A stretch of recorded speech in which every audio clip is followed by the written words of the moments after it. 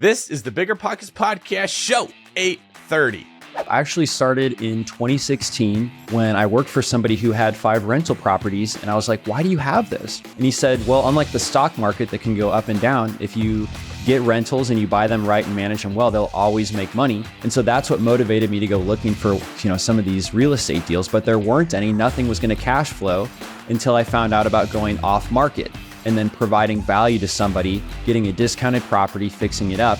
And so that's actually led me to $2 million in rentals that I have today with $1 million equity position. What's up, everyone? This is David Green, your host of the BiggerPockets Real Estate Podcast, the biggest, the best, and the baddest real estate podcast in the world. Every week, we bring you stories, how-tos, and the answers that you need to make smart real estate decisions now in this current market that is ever-changing. And we have a great story for you today. Joining me is my overly eccentric co-host, Rob Abasolo, who is either being a mime or doing ASL for those who are watching on YouTube. Rob, how are you today? Oh my gosh, dude. I got home at 4 a.m. last night, and now I feel like I'm on vacation. Because being on a plane with a 2 and a 3-year-old for 12 hours, whew. Today, we're about to speak with David Lecko. He's going to be describing the strategy that he's used to build a $2 million portfolio with $72,000 a year in cash flow that he started with only $4,000. Yeah, it's crazy, man. And on top of that, little fun fact, he's also the founder of Deal Machine, which we didn't really talk about in the podcast today. But yeah, he's got a really cool story and really breaks down, really everything from the beginning. I think it's going to be encouraging for a lot of people to hear his story. Absolutely. Today's quick tip is going to be brought to you by Rob, who actually has some advice to share that came out of today's show. Hey, when you see an opportunity, take action. You're going to hear why today at the very end of the podcast. We talk about a deal that I just did because the moment I saw the opportunity, I made the phone call and got stuff done. There you go. Strike when the iron is hot because it doesn't stay hot forever. And as we know, decisions are made based on emotions and emotions change. So when you've got the right opportunity, don't waste your shot. Much like Eminem said, you may never get it again. All right, let's bring in David. David Lecko, welcome to the BiggerPockets podcast. How are you today? I'm great. Thank you so much. Nice, man. So can you give our listeners a quick rundown of who you are, where you invest, and how long you've been investing for? Yeah, so I actually started in 2016 when I worked for somebody who had 5 rental properties. And I was like, why do you have this? And he said, well, unlike the stock market that can go up and down, if you get rentals and you buy them right and manage them well, they'll always make money. And we know Warren Buffett says the rule is don't lose money, never lose money. And so that's what motivated me to go looking for, some of these real estate deals, but there weren't any. Nothing was going to cash flow until I found out about going off market and then providing value to somebody, getting a discounted property, fixing it up. And so that's actually led me to $2 million in rentals that I have today with $1 million equity position and about $95,000 net cash flow expected this year. Last year was 72, but I did a couple acquisitions this year. And so those properties were acquired over about a 2.5-year period from 2017 to 19. And then I kind of chilled out for quite a while. But I had a lot of appreciation. So I'm now remotivated to go acquire some more rental properties. All right. I want to ask you, Rob, a quick question. How long do you think we'll still hear stories about people who heard about real estate from a human? Because now with YouTube and social media, it's bombarded by real estate. I just realized it. Yeah, that's how people used to say it. I met a guy in a restaurant one day. A mysterious man smelled of rich mahogany and leather-bound books, and he told me he had rental properties, and I was so fascinated. Versus what it's like now. I'm just curious, Rob, what your perspective did. Do you think that anyone will ever hear about real estate from a human from this point forward? That's very funny. I was legitimately just thinking about this because everyone that I follow on Instagram, they are all real estate people. And so it's all here's 5 rental strategies you need to perfect in 2022. Here's how to make $10,000 cash flow. And that's all my Instagram is. And I'm like, man, the entire Instagram landscape has really changed for the real estate industry, but that is really a big part of how people even find out about real estate. So I don't know. I think the days of the coffee shop, meeting with an older real estate vet and they teach you everything and take you under their wing. I feel like those, it's getting a little bit more rare these days. That's true. And also I feel like when you talk to someone before, they tell you what they actually had versus when you hear something online now, it might be someone with a house they live in and one investment property, but they're talking about it as if they have 50 rentals. That's a little different too. So where it's easier to find out about it, but you got to dig a little bit deeper to figure out what's really going on. And that's what we're going to do today. So David, we're going to hear all about your expertise in a second here, but give me an idea on what strategy or tactic is working for you right now. So I'm doing two things right now. I'm paying a driver to look for rundown properties. I'm sending marketing and I'm getting calls back answered by a call center. And then I follow up and do a virtual appointment. The other thing I'm doing now that's new for this year that I've had a couple successes with so far is actually making offers on properties in the MLS in my market that are over 45 days old. And I'm sending 70% offers to those properties. And I've sent about 500 of those offers and done about 3 deals in the last 3 months, I would say. So you're taking steps just to get the ball rolling. You're trying to get the conversation going. Just get that first date and then see where things go. Actually, the on-market listings that I'm giving it 70% off, they're actually just receiving offers 70% off as is.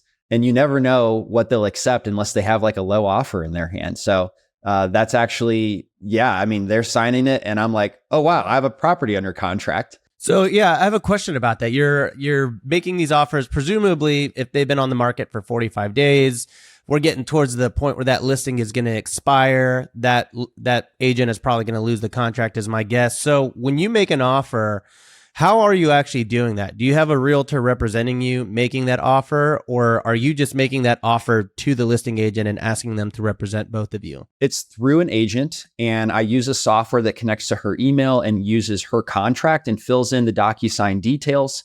I have a slider that says what percentage do I want to send out all my offers. And I usually do 35 per week because she'll get an influx of emails and texts, and she does respond to those. And some of those end up being a counter. And so that's how I get the ball rolling. It doesn't take her time, but we have a process and a tool that we use that allows me to send those offers like that.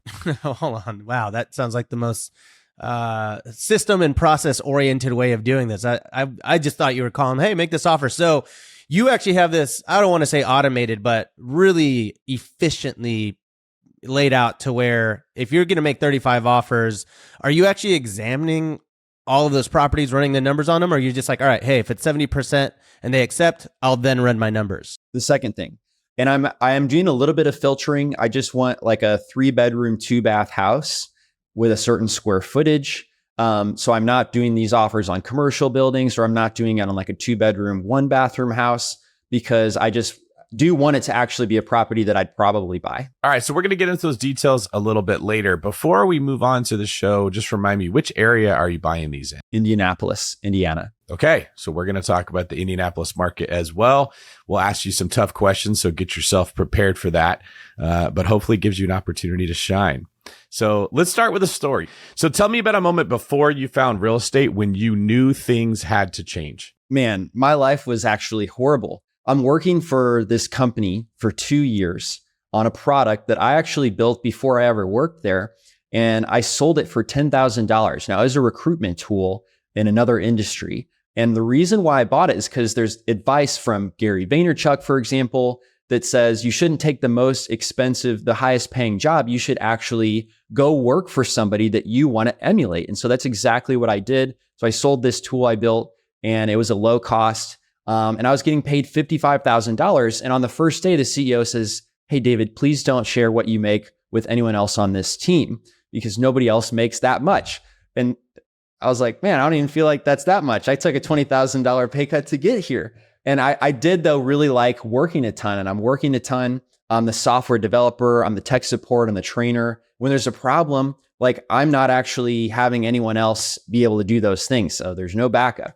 So I'm actually the most technological person that they have. And this culminated over 2 years. I'm learning a lot. But there was always these times where I'd take my computer to the bar with me if I was going to go out with friends, because something's going to come up. I want to be able to fix it instead of have to drive home and come back. And I'm at my best friend's wedding, and I'm actually in the wedding party. And I leave the reception because I got the call. Something is wrong. And I'm out in my Honda Accord, 10-year-old Honda Accord with my hotspot, and I'm fixing this tool. And I was like, man, he was upset. His wife was upset. I felt terrible because I'm missing the reception. And I knew that something had to change. And I knew that the owner of this company of mine had these rental properties. And so I knew I needed to start taking action towards making a change, towards finding an off-market deal. And at the time he said, well, he bought these properties in 2009, which was a great buying opportunity. And I was a little bit discouraged by that. It wasn't his intention, but I looked at the market and I couldn't find anything that would cash flow. So thankfully I went to a meetup and found people that were doing deals all the time. So that's when I realized, you can't just time the market. You've got to find deals in whatever market condition exists. You've got to figure out how to find good deals in all those conditions. So you went to a meetup and you said people are doing deals. I mean, as someone that didn't know anything about real estate or not all that much, right? You go to a real estate meetup and you find out that people are doing all these kind of things. Like, what kind of deals were they doing? And then were they all doing so many types of real estate that it was overwhelming? Like, what was that first experience even like? Well, it was pretty awesome because they actually had a prize that was a random drawing for all the attendees. And I won the prize. It was an iPad. And I thought, this has got to be a sign. I'm not super spiritual, but this definitely doesn't feel bad. This is great. I won this iPad and I immediately sold it for $500. And I used that to start sending postcards to distressed properties. I remember there were people doing a lot of stuff, but the prevailing theme was wholesaling. I love this. Okay. So what you're saying is if somebody's having a hard time getting started, they need to go to events, win prizes, and then pawn off the prize to get the capital C to get started. Correct? Yeah, exactly. I love it.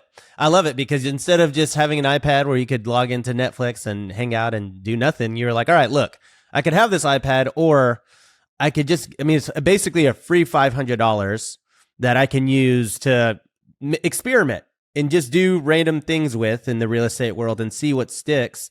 And so somehow you land into the postcard world. How did you even learn about that? There was definitely a blog post on BiggerPockets that I saw on Driving for Dollars. And the unique aspect of it was this person was putting the photo of the house on the envelope.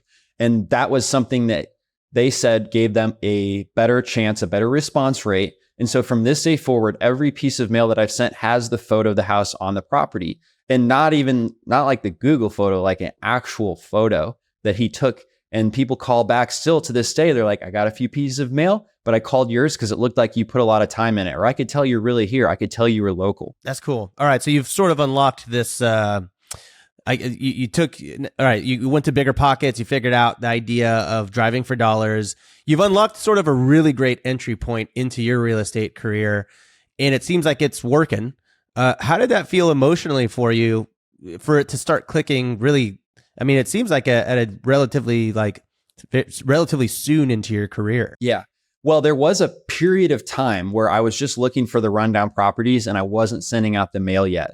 I was prepared for it. I had the money set aside for it. But what I was focused on was finding the properties. It was so much fun driving up and down and just like picturing myself buying this property. It felt really awesome.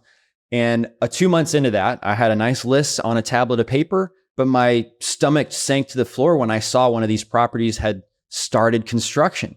So I went home, looked up. Sure enough, this property actually recently sold, and I looked up the price. I wasn't an expert on numbers, but I felt like it was way lower than what I would have even felt comfortable offering. So I knew that could have worked for me. And I had this terrible feeling that I didn't even reach out yet. Spent so much time just thinking about these homes that I wasn't following up. And I realized humans have a lot of follow-up issues in general. And I needed to start, nipping that in the bud and doing something. So I went to go put those letters together with the photos. And that's when I realized like putting letters takes a long time. And at the time you couldn't send out mail one at a time. You had to buy a minimum of 200 with some mail house. And so that's what left me doing them myself in my basement, which took quite a bit of time. And so that was the next struggle for me. But I'm glad I did it because I didn't have a ton of money. And I heard over and over that driving for dollars is the best list. Well, there's something ironic about the fact that you were making this list on a tablet of paper instead of like an iPad, an electronic tablet. So, so that's pretty funny. So you kind of find this house, you find out it's the one that got away, but not really because you never even tried to get it to begin with. And then you get into this like time suck. At this point in your journey, was time something that was very important to you, or was that the beginning of your journey where time is all you had? Like, tell us about the emotions of that time in your real estate career. Well, as you know, I was working a job that was time consuming. I don't know the exact hours, but it had some flexibility during the day, but it required lots of stuff at night and random times when people were using the software and I would need to go and fix it. So I was feeling quite burnt out. I did enjoy driving around, but when it came time and I realized like how time consuming this was, it just didn't feel like I had time, working 9 to 5, couple random things for work in the evenings. Now I have to not only go out and look for properties, but I got to put them together. And there's not enough time left to go hang out with friends, to go, eat dinner or anything else like that I needed to. So I was definitely feeling like the candle was burning at both ends. Yeah, for sure. I think a lot of people feel that way, especially at the beginning of their real estate career. If you're working a 9 to 5, or if you're working any kind of job, and then when it's over, you still have to do the real estate stuff to get that going as well. So at this point in your career, did you have a very clear why defined, like your mission statement? Did you know what you wanted? I know that you missed some important moments in your, the best friend's wedding and everything like that. But had you already defined what your why was? I'd missed some important moments. I also noticed the owner of the company I was working for and learning so much about didn't put in the hours that I was. Now, I got the sense he did at the beginning, but I wanted that. I didn't want to have to work so much for a small salary that I couldn't even talk about. I wanted something more. It was definitely, I wanted time freedom, but it probably even goes back to like high school where I saw some kids had these really cool cars. And I wanted that, I wanted more than what I had growing up. And so I was driven by those two things. David, when you look at why you were driven for time freedom, can you trace it down to a specific event that happened in your life, an experience you went through, something you witnessed?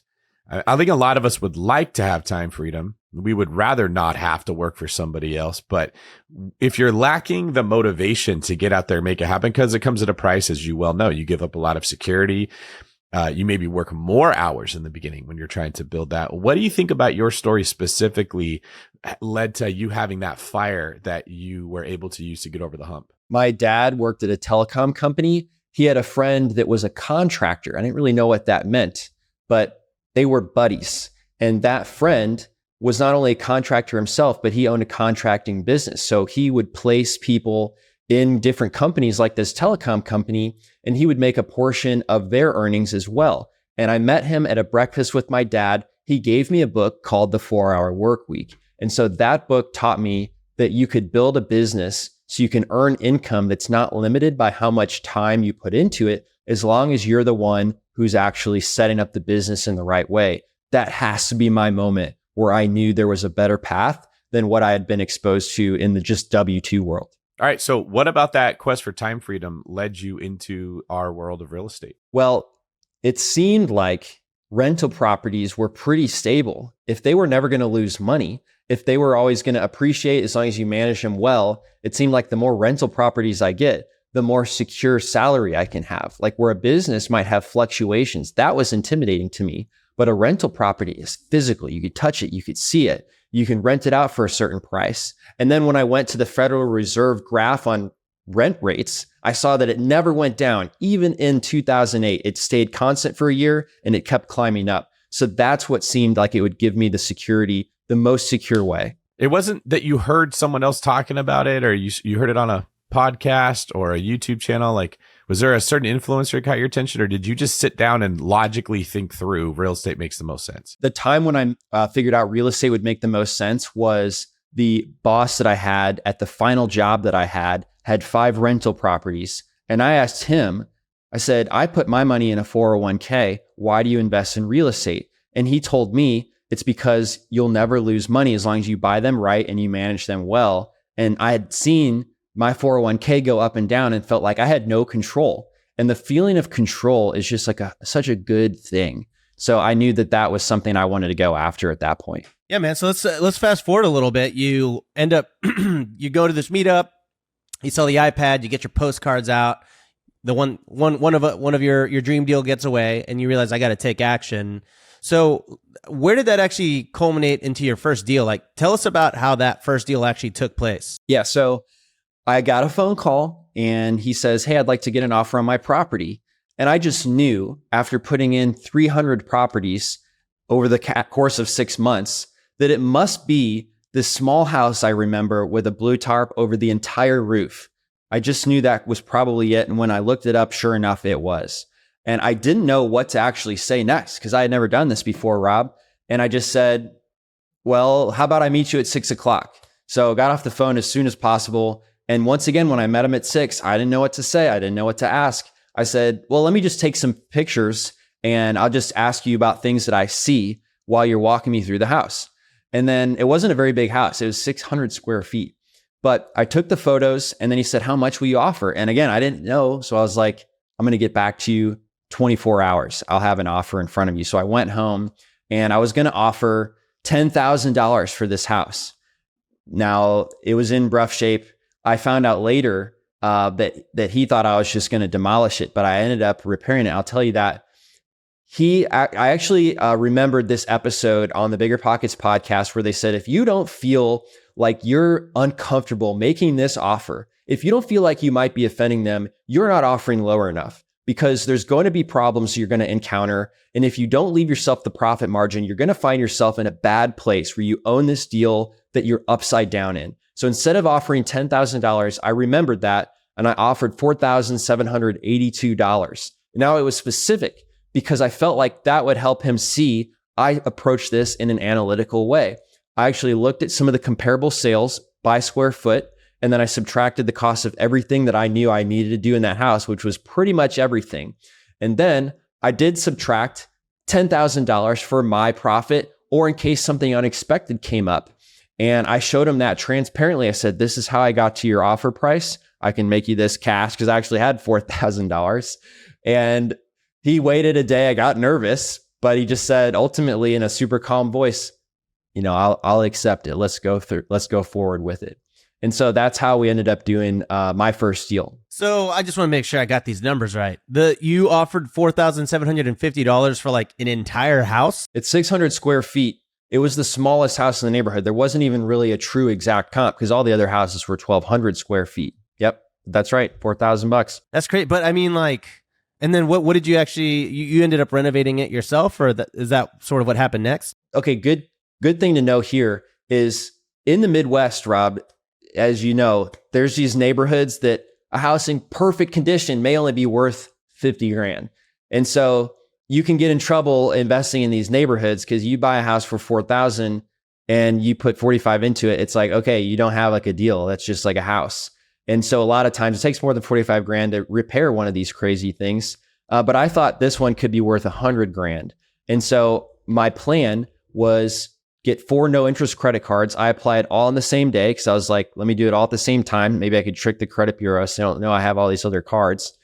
And so, yeah, I did $65,000 renovation, and then I rented it out for like $99. It's rented for $1,200 now. But that's how I ended up doing it. I still own the property to this day. Cool. So when you took out the credit cards, I mean, it's not like you can just swipe your card to like pay for vendors and stuff.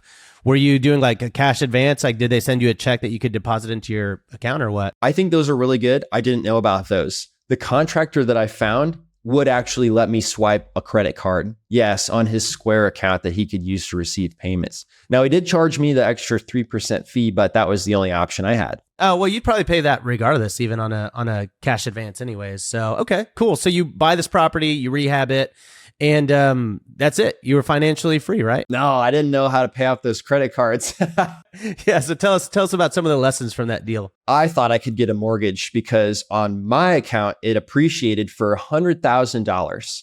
But even though it was rented out for, a 1% rural property, about $900 or $1,000 a month, the mortgage companies didn't value the property like I did because there was no other house with that small of a square footage. And so I couldn't get it to appraise. So I was stuck. And so it's a good thing that my job actually kind of picked up, my business for my primary income picked up. I ended up using that to pay down the credit cards. But if I hadn't done that, I would have been stuck. I would have had to go to a private lender or to sell the house or to get some type of bridge funding. But that's ultimately how I got unstuck, was I was able to ultimately pay those off. Another lesson that I learned was working with a contractor. A great way to find a contractor, the way I found him, was I asked another real estate investor that I knew from one of those meetups who I should use. So he gave me his name. Now, he didn't have a crew ready, but he put one together, AKA a group of people he hadn't worked with before. And so ultimately, after a month in, I was like, yo, what's going on? And he's like, well, they're just doing this or that. They'll start back in a week. And I got that about 4 or 5 times. And so ultimately, I had a hard conversation with him. I was like, look, we've got to cut ties. Obviously, this isn't going to work out. And I had paid him too much. I had paid him 50% of the project's value. He had not done 50% of the work. So I needed a refund if we were to part ways. And so we met in person. I think if you're going to have a hard conversation with somebody, having it in person goes such a long way. It shows that you care and you can really read each other's body language that way. So that's what we did. He ended up giving me a refund on one of those credit cards. And I started searching around for somebody else that could solve the problem. The lesson there was actually don't give huge chunks of payments, but do smaller increments. And the other lesson was let him pick a due date himself at the beginning, then maybe add on a couple extra weeks and say, all right, if you want this project, commit to this date. I'll give you a couple extra weeks of padding. If it's late, $50 per day, from you that it is late. And so those are how I operate now with renovation projects, but 2 lessons there. And then the third one was I had to ask around for somebody who could bail me out of this project that was halfway complete, that had a budget that wasn't going to work anymore. And sometimes real estate investors have a special guy that can bail you out. So when you need help, start talking with other people instead of just trying to figure it out yourself. So those are 3 lessons from that first deal. Yeah. So going back to that second one about the timing, I mean, David, you kind of have a trick of the trade here. I mean, I don't know if you still do this, but didn't you used to bonus your contractors based on if they hit their deadline? So you would say, hey, if you hit this deadline and you actually get done in time, I'm going to give you 1% more or something like that? Or did you fall out of that strategy? How could you possibly know that since you never read any of my books? This is impressive. Well, I read the one book. I read BRRRR, and I am in the first chapter of Pillars, which is not out yet, but it will be. Right on, man. Yeah, that's exactly what I would do. Is David, I like that way more. You like what way more? I like the bonus for completing it on time. And I think people would be really motivated by that. So here's what I would do. I realized there was a bit of a power struggle going on. And when I say that, I don't mean in an unhealthy way. Just human beings have different incentives, right? When we are an investor, our incentive is to get the work done as fast as possible, as cheap as possible, and as well done as needs to be done.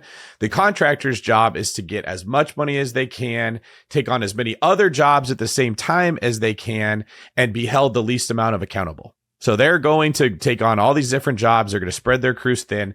And what you get is this clashing of you said you were going to be done by X and them not wanting to tell you, well, I didn't bid this right, or I didn't know the details, or the guy that was supposed to be working on it didn't show up to work, or he ended up sucking, or I had to put him on another job because we didn't do that one right. So yours fell behind. You never get the truth.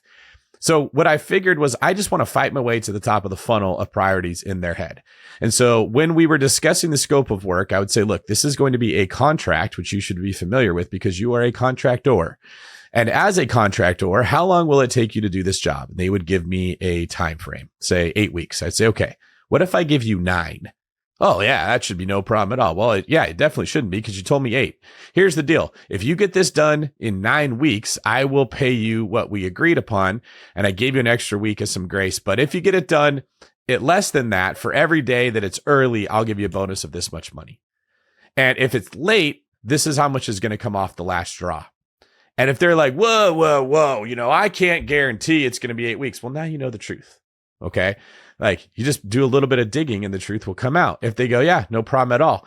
Now they are incentivized to keep your job as the priority because they want to make all the money they were supposed to get. And they hopefully want to make more money, which makes you a more important customer than the person who's complaining that they left some paint on the cabinets or one of the tiles wasn't laid correctly and they got to send someone back. They're going to make that person wait 5 weeks. They're not going to make me wait 5 weeks. And if somebody with paint on their cabinets has to wait 5 weeks, I'm okay with that. I'm not okay with it when it's me, when I got a 12% hard money loan and the market is shifting shifting all the time. And if they don't fix this thing, then the next thing can't get done. And we all know how the domino effect works. I think that's really smart. Now I'm going to have to read that book to figure out the percentage that you pay as a bonus because I want to start doing that. Yeah, man. So, yeah, okay. So it sounds like, you guys had similar strategies, except David does actually do like a percentage of money or whatever. So, yeah, you do this deal and it seems like it's going pretty well. You're obviously starting to move into your real estate business here, and you talked about driving for dollars. Now, a lot of people can be a little wary about driving for dollars as extremely time consuming and sometimes not worth the time. What would you say to that? Because I know you've built your business effectively on this model, right? Definitely. So the advice I was hearing from everyone at that meetup was to go drive for dollars. So at my time, there wasn't really another option because just the group that I was with, they were saying that that's what I need to do. And then I totally get, though, that it can be time consuming. Like if you're a doctor, this may not be the strategy for you. It's great if you have more time than you have money because the list is so good. These big real estate investors don't typically do it because they're buying these lists that are easy to get and they're just spending more money on more marketing to those bigger lists, which is required because they're competitive and they're bigger lists and they're less niche.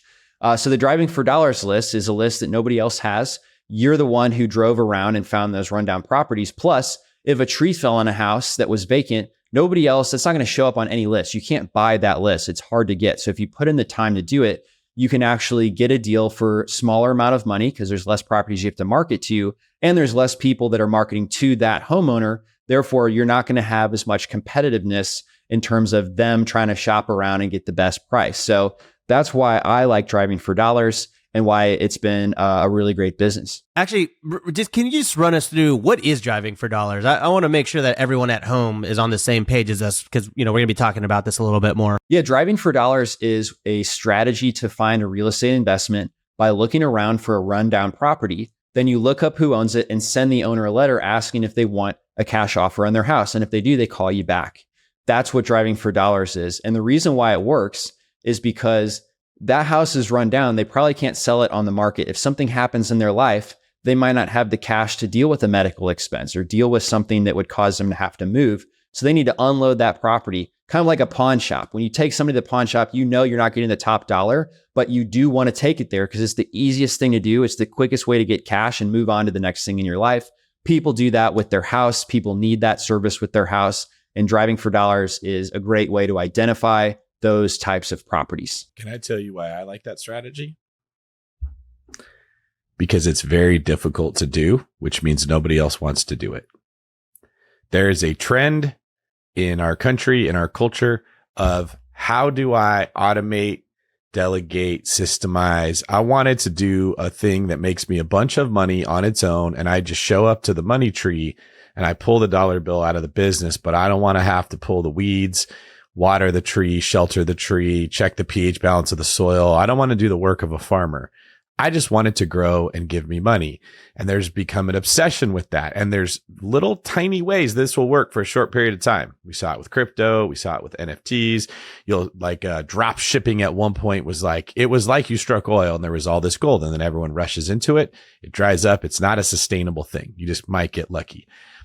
The popular way that most people are running businesses like you, David, is they are trying to automate a system that sends letters that look like they're handwritten, that hires somebody else in another country to oversee the job, that leverages out the answering of the phone and tries to qualify the leads and then sends somebody else to the house to go negotiate with the person. And when it becomes easy like that, it just means everyone else can do it. And someone with more money, more experience, more resources than you will just do it better. And you end up chasing the same deals that everybody else is chasing, asking, how come these strategies that I heard people talk about on the podcast don't work? Driving for dollars cannot be leveraged. You can't pay somebody to go out there and just drive around and look for the right homes, at least not effectively. You have to go do it. And when you do that, you find the property that's not getting bombarded by other people. You find the lead that you actually have a chance to nail down, and you get to make the connection with that person. You get to go talk with them, build rapport, use all the skills that you've built, not some employee that is like, oh, I only want to do the bare minimum and I only want to get under contract if it's easy, and they can hit the layups, but they miss the tough shots. That's what I love about what you're saying. This is the strategy. And I see you smiling because it sounds like this is landing with what you've recognized in your business that our listeners can go apply because it's real and it's honest and it works. It's not looking for a cheat code that everybody else has already found. What do you think about that perspective? No, I think it's absolutely true. And I think that's why it works so well, is because the easy way to do it is to go by a list of absentee owners or go by a list of high equity. And it's just the easiest thing to do. People do that. And seeing the property, laying eyes on the property is something that is harder to do. And I think that's why it's such a better list. Yeah, I think there's always going to be growing pains with really any model. If you want to achieve automation or anything at the largest scale, I mean, you do. I think that's always really, really tough to do. And I'm curious, David, obviously you were the one driving around doing a lot of your own deals when you were doing this, but how did you actually scale out of that? Because I know you said that time was so important to you. And this sounds like I know you said it doesn't necessarily have to be a time consuming strategy, but when you were starting out, I'm sure you hadn't figured that out. So how did you actually scale in a way that was effective when it came to driving for dollar? I just kept doing it and I kept doing deals. And as soon as I had done like maybe $200,000 of, I did a couple BRRRR deals where I got the cash out and I could recycle that money. That's when I realized, all right, maybe my job is worth what you can actually hire somebody to do this for, which might be $20 an hour, looking at Amazon driver salaries. And so we can get into that. But that's whenever I figured out maybe I shouldn't be the one driving anymore. But that was couple years into it, after I had done several deals and after, I learned a lot of the neighborhoods that I wanted to buy in. I knew those by heart already. Yeah, we've actually heard a couple of interesting strategies on BiggerPockets of how people. So now I don't want to say automate, but increase their deal flow. Like we had someone on the podcast said that they give flyers to pizza delivery people and they say, hey, anytime you see a distressed property or if you're delivering to a distressed property, leave this on the pizza box or leave it on the door or whatever. So I've also heard of people doing that with like UPS drivers and all that type of stuff. So it seems like you can get creative with ways of increasing your deal flow. Did you ever go down that route or did you just go straight to hiring somebody? Yeah, so I never did the pizza delivery thing. There's basically 3 ways that you could hire a driver. And most of them are tricky if you don't know exactly what you're doing, which is still what makes driving for dollars great because it's difficult to scale. But here's the 3 payment strategies that people use. They either do per hour or they do per deal added, or they do, you get a bonus when I close a deal, like to the pizza guys, right? And so so people have made it work. I have not. One thing I've observed is that if you're going to give a bonus when you close a deal, that could take 3 months. These houses have been distressed for a long time, so they're not going to sell right whenever they get a postcard from you. You need to keep sending postcards. Every basic marketing advice says it takes 10 to 13 touch points before somebody responds to your marketing. So you've got to catch them at the right time. And by the time that happens, the person you trained what properties to look for, they probably have moved on because they have bills to pay. They need to live their lives. And so unless it's like your mom, your spouse, somebody that loves and cares about you and can stick with you for 3 months without payment, I don't know that I'd spend time training anyone for this model where you pay a fee just when you close a deal. The other one is per property added. So some people might pay 25 cents to $2 for each property that looks distressed that they add. You could do that. It has worked. All 3 of these have worked, but I don't like that one because people like security of knowing how much they're going to make. And we think about jobs in terms of hourly payment. So that's why the hourly payment is actually the best when you're going to recruit somebody reliable. And you want them reliable if you're going to spend time training them. You don't want to train them and have them go away. I posted a job on Indeed for hourly and I got a bunch of people responding. So I set up 5 interviews on a Saturday and every person actually did not come to the interview. I texted them. I was like, what happened? One person even said, oh, I moved to Florida. And it's like, wow, I felt so disrespected. It was a huge waste of time. So I knew I needed to change something. So I incorporated a test project. Now I posted the job again. When they applied, I said, please send me a 2-minute video, download this app that I use to look for rundown properties. It's free, no cost. Just add 3 properties. Text me when you do that. I'll Venmo you $10.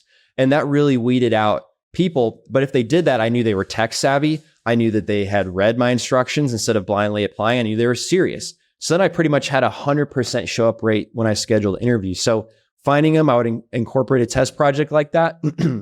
And then $5 more than what Amazon drivers make is fair, because the driver that works for you is going to actually be, they're going to actually be using their own car and paying for their own gas. So they will want to work for you because they love seeing that money that's a little bit more than what they could make at Amazon. And it's a good deal for you as well, because they're paying for the car and the gas. And if I were to say like a couple more pitfalls, have a weekly meeting with this person to review the properties they added and make sure that they feel like they're a part of the team as well. That'll keep them going week after week and stick with you for a long time.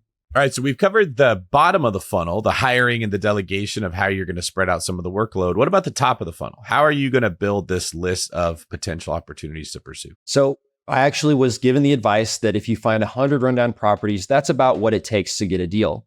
Now, as time goes on, I've had the fortune of working with a lot of people who scale their driving for dollars teams. And I noticed that it depends on your market. So if you're in a lower cost market, I'd recommend 400 to 500 rundown properties marketed 6 times each. And if you actually are in the more expensive markets like Seattle, Los Angeles, somewhere in New York State, you may need to add as many as 1,500 to 2,000 rundown properties before you get a deal.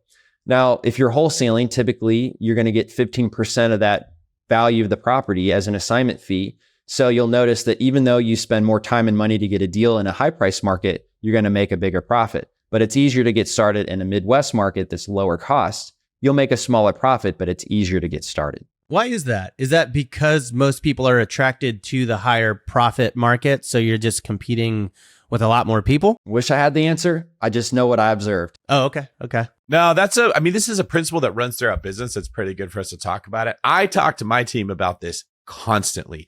And this will apply to many things in life, but definitely to business. What I say is it's easy in, hard out, hard in, easy out. When you buy an online lead for a real estate team, like the David Green team, and we go to Zillow and we say, hey, we want to buy a Zillow lead, they're very easy to get what we call leads. People will say, hey, I want to know about this house on Main Street. They'll ask a question, but they're not reaching out to you because they want you to be their agent. They just wanted to know about a house, and they were forced to go through these hoops they had to jump through. They're very hard to close. You got to get a lot of them and put a lot of work in to close anything, but they were easy to get. When you go to an open house and you meet a person organically and they're motivated to look for a home and they're out on their weekend trying to find one and they haven't found a good agent, you build a stronger relationship with them, way easier to put those people into contract. This happens with a lot of things. The toughest markets to get your foot in the door in will make you the most money over the long term. The easiest markets to get into are easy for a reason. There's not as much competition, there's not as much demand, or there's a whole lot of supply, but you will make less money later. And it's just this idea of delayed gratification. It's not that one way is better than the other. It's just know what you're getting into. What's your experience like, David, with running the business when it comes to, the things that are easier to get the phone to ring, do they tend to have the smaller amount of margin in them? Yeah, I would say definitely the things that are easier to get the phone to ring have a smaller amount of margin in them. They're going to, so the easiest thing, right, that I've ever done is pull a list of high equity properties to have 35% or more equity.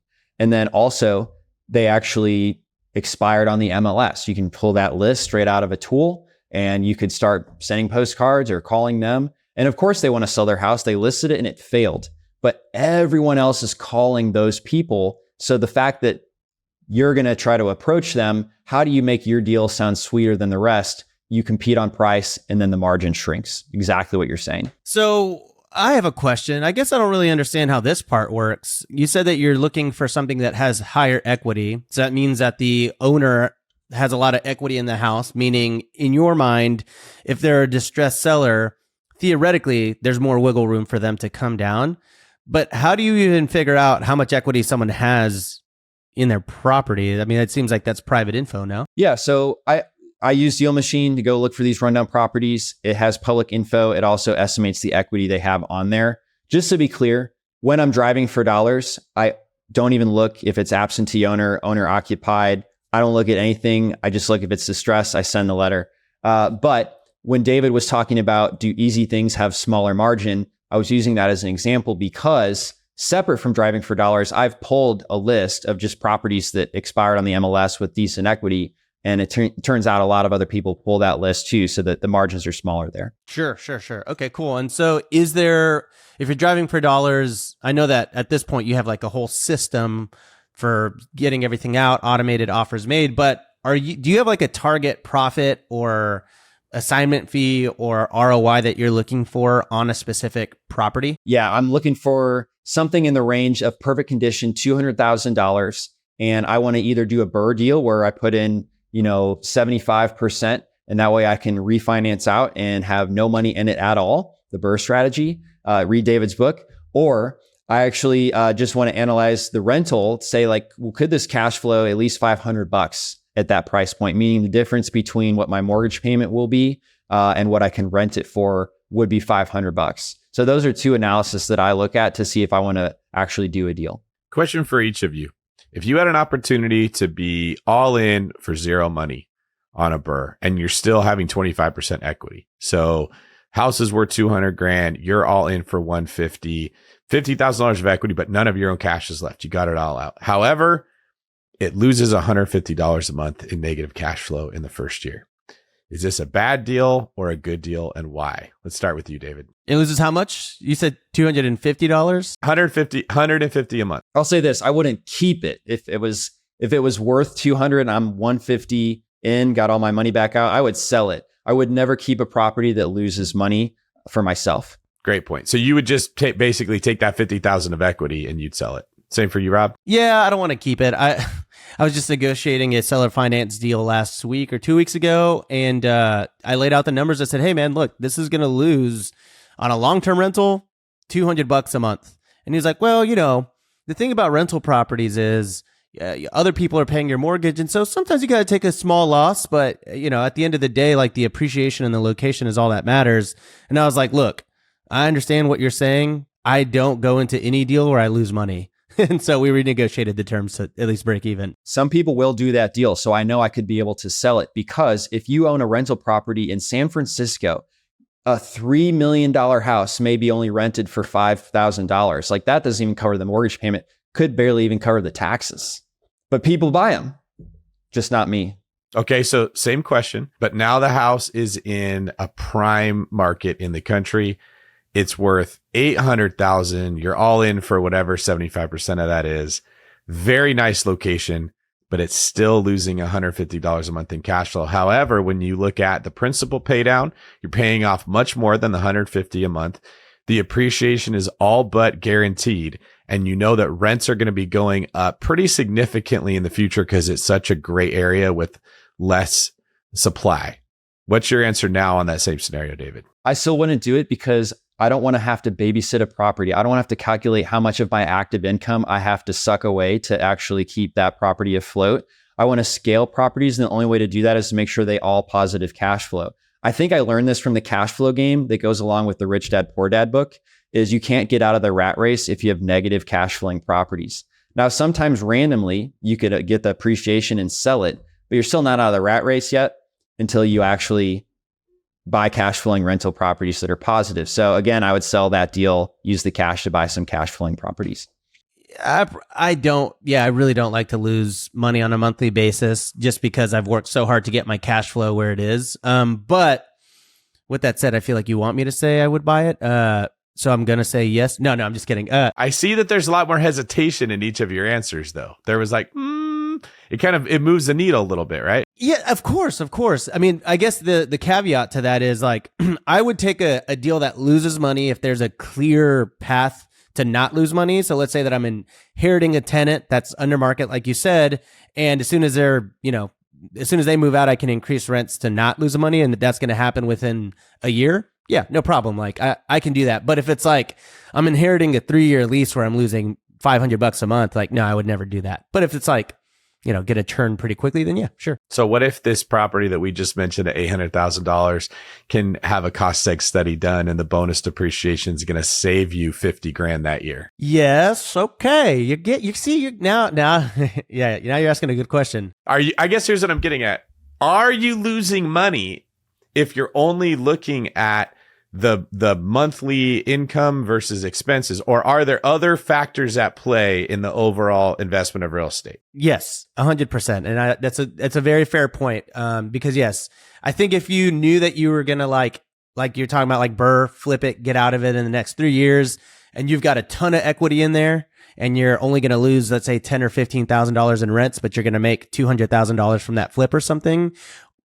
Totally. I think at that point it would make sense. What about you, David? Yeah, I would flip it. I would make the quick cash. Unless it's making me money, $500 per month, I'm not going to keep it myself, but I still might do the deal if I was going to go ahead and sell it. Yeah. So what I hear you saying is that you would create energy through capital gains of a flip and then invest that energy into the cash flowing real estate that you know that you can find somewhere else, right? That's right.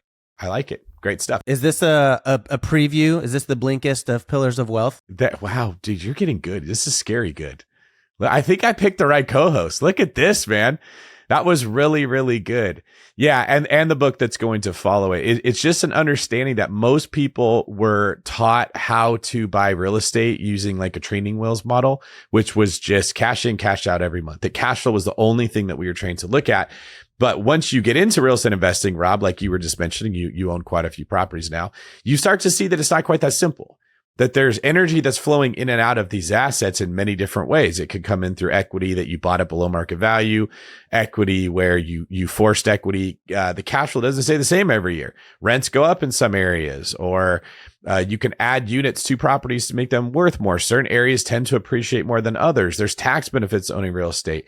And then I think things also change if, like, let's say that David's business that he's running is bringing in 50 grand a month in profit. Well, now that $150 a month he might be losing isn't as significant as when it's like, dude, I'm on a tight budget. I got to get out of the rat race. And for the people listening, we're not all in the same position. And the part you start at is not going to be the part you end up with. So it's okay if your model and your blueprint doesn't look exactly like everybody else's. All right. So David, for the person who's starting off here, the real estate investor, who's the ideal avatar that should consider driving for dollars? I think somebody who's not got a lot of extra cash that they're willing to invest in marketing.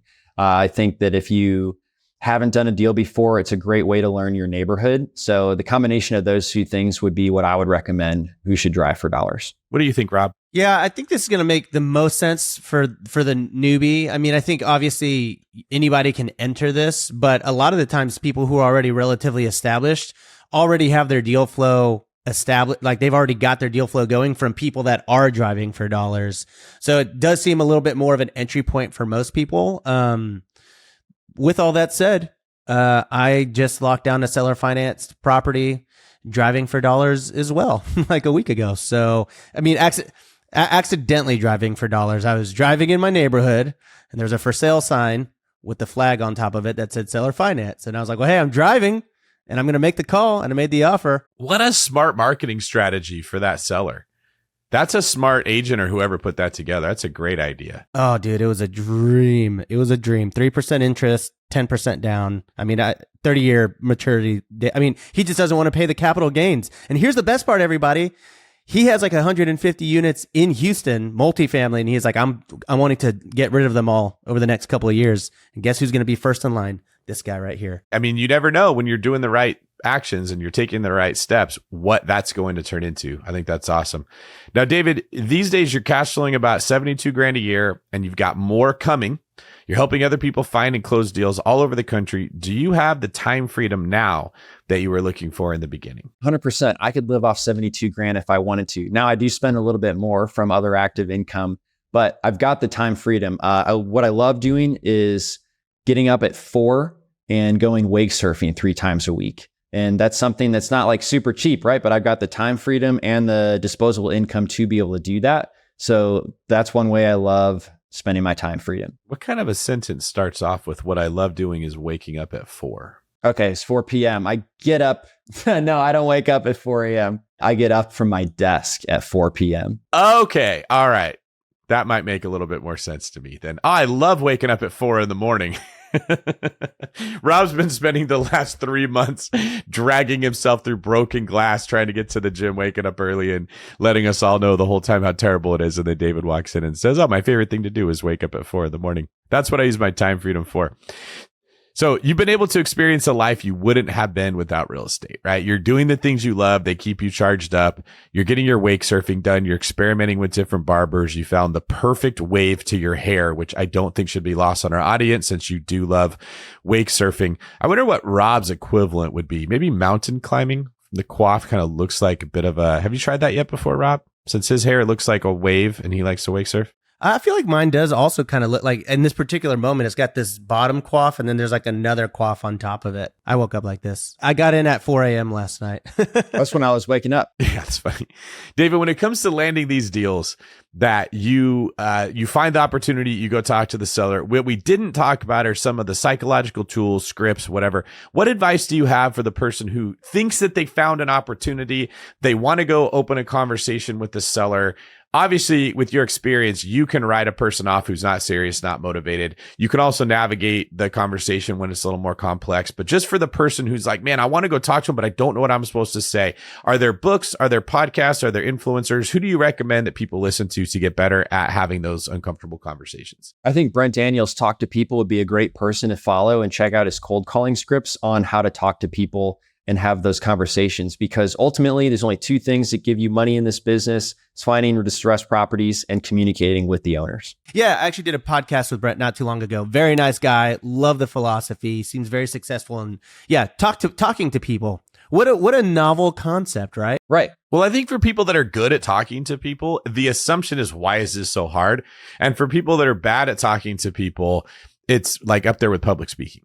And so what I don't want is for the people that are nervous about it. They don't have a natural skill with other human beings conversating, but they're great at analysis or they have a great work ethic. I don't want them to be afraid to go initiate contact. It is a skill that can be improved. I think when I read Pitch Anything by Oren Klaff, we had him on the show to talk about him. That was one of the takeaways I had is, there's an actual science to communication. And if you could get this down, people will listen to what you have to say and they will see your perspective, and it will greatly increase somebody's confidence with communication, which is what I teach the people in my company. So communication is the foundation of life. I just started taking a storytelling class for the very same reason. It doesn't matter if you're trying to sell something, if you're trying to entertain friends, the ability to communicate in a way that inspires people to listen and stay with you all the way to the end is the foundation of every relationship or every transaction. It's just so important to life. And I believe that. Awesome, man. That's a great, great story. And you did a great job communicating today. So thank you for that. For people that want to communicate with you more, where can they find out more about you? Yep. You guys can follow me, Lecko, on Instagram. Or if you want to check out Deal Machine, get a 7-day free trial. We help people find distressed off-market properties and make sure they're communicating with those owners, which is so important. And one of our top customers and I host the Deal Machine Real Estate Investing podcast, where we interview people who have done their first wholesale deals. Love it. What about you, David? You can find me at David Green 24 or davidgreen24.com to see what I got going on and how I can help people build their wealth. Rob, how about you? You can find me on YouTube over at Rob Built, where I talk about real estate, short-term rentals, and life, liberty, and the pursuit of happiness. And on Instagram too. All of it. If you want the goofy videos, go to Instagram. If you got something out of this episode and you want to keep learning more, check out BiggerPockets podcast, episode number 781, where we have a roundtable discussion with Rob, Henry, and I on the beginner's guide to finding undervalued off-market deals in any market, episode 731 with Brent Daniels, or the Rookie podcast, episode 241, where Salim Lee was interviewed, who went from being a line cook to a long-term investor with 32 wholesale deals. David, thanks for being here, man. Really appreciate you sharing your story as well as the details that you did. We will have to have you on again and follow up with how things are going. This is David Green for Rob, reading his second book, Abba Solo, signing off.